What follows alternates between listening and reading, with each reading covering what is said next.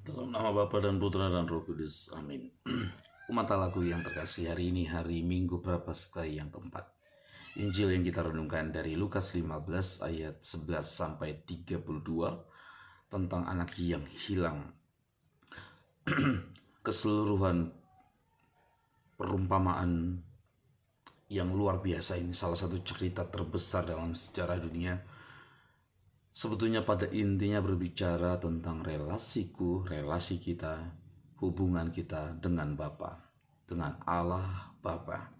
Dikisahkan bagaimana seorang anak datang kepada bapaknya. Lalu ia meminta bagiannya, apa yang menjadi haknya kepada bapaknya. Sesuatu yang cukup menyedihkan ya. Ia sudah meminta bagian warisannya sementara orang tua atau ayahnya masih berada bersama-sama dengan dia. Namun itulah langkah atau itulah proses di mana orang mulai berjalan menjauhi Tuhan, menjauhi Sang Bapa, menjauhi Sang sumber kasih. Dan Bapaknya memberikannya. Manusia bebas, kita memiliki kebebasan untuk datang atau untuk meninggalkan Tuhan, untuk mendekat atau menjauhi Tuhan. Dan kemudian ia lalu mendapat bagiannya, lalu menjualnya, dan ia pergi ke negeri yang jauh. Ia tidak tahu di mana negeri yang jauh ini. Dan itu seperti sebuah perpisahan yang amat tragis karena sang ayah sendiri tidak tahu kemana ia pergi. Dan anak ini pun pergi ke suatu tempat yang tidak ia ketahui. Seakan-akan tempat ini menyempurnakan jauhnya relasi si anak dan si ayah itu. Dan kemudian di sana ia memfoya-foyakan hartanya dan dalam waktu sekejap ia lalu menderita kelaparan. Hartanya habis. Dan pada saat itu ia menjadi seorang hamba dan ia bekerja pada seseorang dan dia disuruh untuk memberikan babi-babi yang mempekerjakan dia itu makan. Dan kadang-kadang ia harus berebut dengan babi itu untuk merebut makanan ini. Dan pada saat itulah ia menyadari keadaan dirinya. Nah, jadi setelah dia dalam posisi yang jauh dari sang sumber cinta, Bapa, ia menyadari dirinya. Ini sebuah langkah penting, menyesali, lalu kemudian ia memutuskan untuk datang kepada Tuhan. Datang kepada Allah Bapa. Selalu ada kemungkinan para saudari-saudara untuk kembali kepada Tuhan. Ya, seringkali kita berkata, saya berdosa, saya sungguh sangat berdosa, saya sudah tidak pantas dan tidak layak. Tidak. Selalu ada tempat untuk kembali kepadanya. Dan akhirnya si anak ini kembali ke rumah ayah. Dan pada saat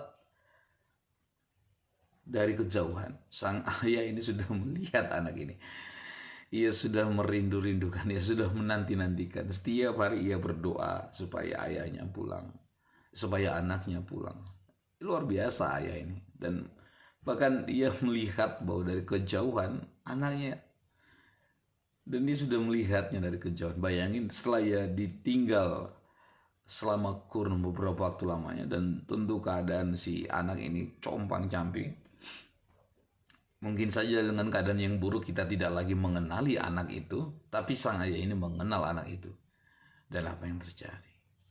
Sebuah perjalanan spiritualitas, perjalanan hidup rohani, bahwa yang pertama-tama datang kepada kita adalah bukan diri kita, tetapi Tuhan sendiri. Bapak ini berlari mendekati anaknya. Dan Anda bisa bayangkan seorang tua memakai jubah, lalu ia mengambil sebuah tindakan yang beresiko. Ia berlari menuruni bukit dan memeluk anaknya. Dan ia memberikan cincin, mengenakan pakaian, dan berpesta. Cincin ini adalah cincin perkawinan. Anda tahu para saudara, sejak kejadian pertama sampai kitab Wahyu itu berbicara tentang itu, tentang perkawinan. Bahwa Allah menikahi manusia. Tuhan Yesus adalah mempelai pria dan gereja adalah mempelai wanita. cincin ini mengembalikan kembali relasi yang baik. Sementara sebelumnya itu telah memecahkan relasi itu, sekarang itu lalu menyatukan kembali. Maka dikenakanlah cincin pernikahan. Hatinya bersatu kembali dengan ayahnya. Dan mereka bersuka cita tentu saja. Dan tidak lama kemudian si sulung datang. Dan ketika ia mendengarkan suara sukacita dan ia bertanya, dan ia lalu kemudian tahu bahwa yang kembali itu ialah adiknya, ia marah luar biasa. Ia marah dan ia tidak mau datang, ia tidak mau bergabung dengan